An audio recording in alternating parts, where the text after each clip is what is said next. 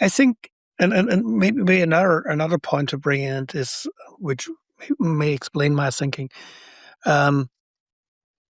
We in many areas we have that situation that people, for instance, developers, just want to solve a problem, and security for them is not the first priority. And it's interesting to see that approaches like OPA or then, unfortunately, still relatively decentralized HashiCorp Vaults and others became very attractive because it removed some burden from the developers by saying, I just can consume a service.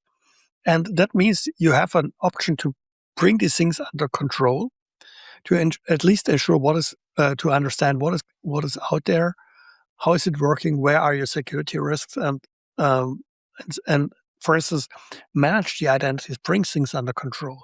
And I think for when we create agents, then certain aspects should be also always be considered as a service. So it doesn't make sense that um, that decentrally everyone decides about whatever the access the agent should have to data.